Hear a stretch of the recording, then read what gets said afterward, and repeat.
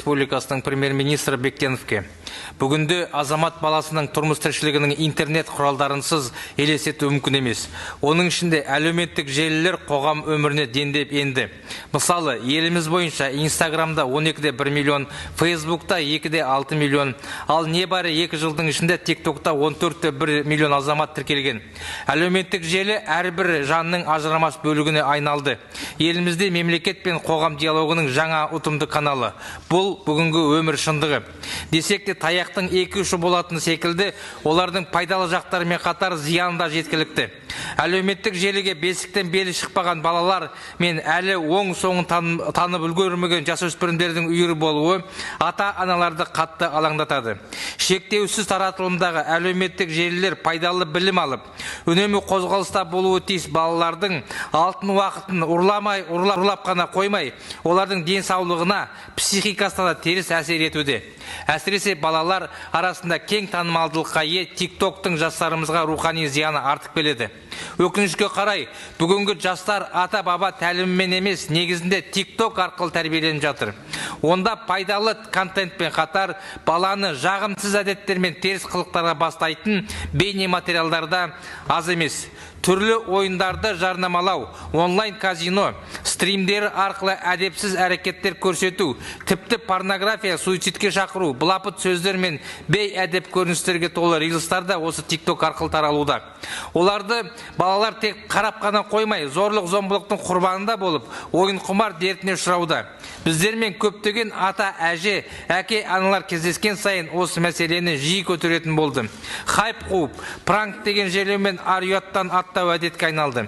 Қоғамда жанашырлық, мейірім, қамқорлық, обал мен сауапты білу, ілтипат пен ізет орнына қатыгездік, озбырлық, өтірік, өсек, мақтаншақтық етек алып барады.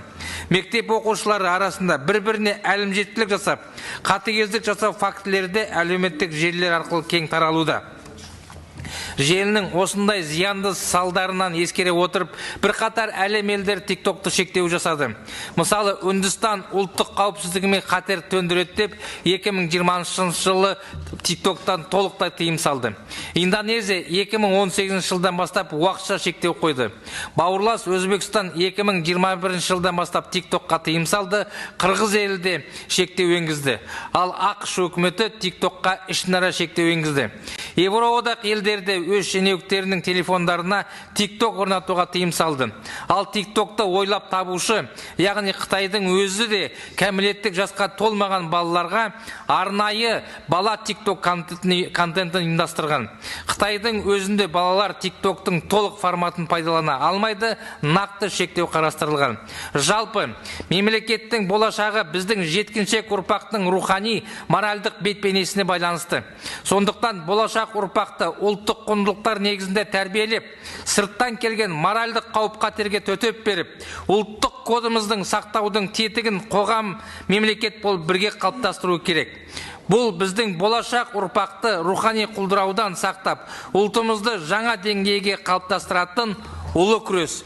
Сондықтан аталған әлеуметтік желінің ұлттық қауіпсіздігімізге, жастардың моральдық бет-бейнесіне, денсаулығы мен психикасына төндіретін қаупін ескере отырып, ел өкіметі келесі шараларды қолға алуы қажет. Жуырда қабылданған онлайн платформалар заңына сәйкес TikToктағы зорлық-зомбылықты, буллингті, әдепсіз халқымыздың моральдық құндылықтарына қарсы келетін, яғни заңға қайшы барлық контенттерге шектеу қою, балалардың санасын улайтын, түрлі теріс ағымдарға еліктіріп әкететін, олардың санасында қоғам туралы түсінікті дұрыс қалыптастырмайтын контентті бұғаттау, TikTokты кәмелеттік жасқа толмаған балалар үшін қатаң шектеу, немесе Қытай тәжірибесіндегідей балаларға арналған балама форматты ғана қолдануды енгізу. Құрметпен Аманат фракциясы мүшелері.